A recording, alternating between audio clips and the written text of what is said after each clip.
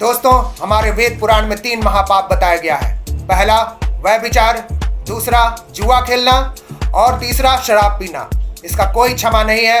आपको घोर नरक में जाना पड़ेगा और आप पल पल जलेंगे। अगर आपने पर स्त्री गमन, पर पुरुष गमन किया है, आप बहुत प्राउडली बोलते हैं ना, हम तो रिलेशनशिप में हैं, extra marital affairs, girlfriend boyfriend, बहुत प्राउड फील हो रहा है ना। यही आपके डिप्रेशन का कारण है। आप देख लीजिए, गूगल का डेटा बता रहा है वर्ल्ड का 70% पॉपुलेशन डिप्रेशन में जी रहा है। तो अगर आप इनसे बचना चाहते हैं तो आप मेरी बातों पर ध्यान दीजिए। आप भगवान का तभी स्मरण कर पाएंगे अगर आप पवित्रता मेंटेन कर रहे हैं। आपको अपना चरित्र पवित्र करना पड़ेगा। देखिए, सतयुग और त्रेता में केवल भाव से ही इंसान को नरक होता था। रावण ने तो बस अपने अंदर भावना ही किया था कि वो सीता माता का भोग करेगा। क्या हुआ? विनाश। रावण जैसा महाज्ञानी जिसका शिव तांडव स्तोत्र आज भी गाया जाता है। कलयुग में बस भगवान ने हमें छूट दी है कि हम सोच सकते हैं, भावना करेंगे तो उसका कोई दंड नहीं है। लेकिन अगर आप कर दे रहे हैं, जो आप पर स्त्री गमन, पर पुरुष गमन कर रहे हैं, महापाप है और इसका कोई क्षमा नहीं है। आपको जलना पड़ेगा। व्यभिचार स्लो पॉइजन की तरह काम करता है। तुरंत आपको असर नहीं दिखेगा।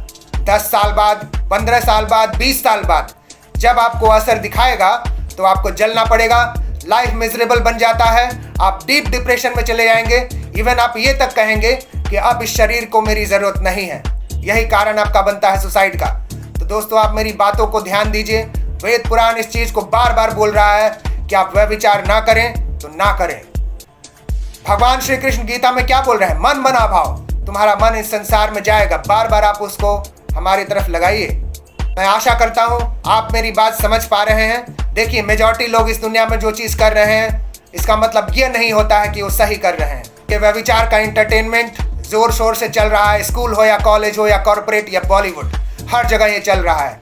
लोग इसको सही मान रहे हैं, लेकिन यही आपके दुख का कारण है। आप बोलते हैं ना, किसी ने मेरे ऊपर जादू टोना कर दिया है, किसी ने मेरे ऊपर नजर लगा दिया। कुछ नहीं, ये सब आपका व्यभिचार का कारण है। अगर आपने व्यभिचार किया है तो कर्माश शेयर होते हैं। आप गरुड़ पुराण खोलकर पढ़ लीजिए। कर्म बलवान है।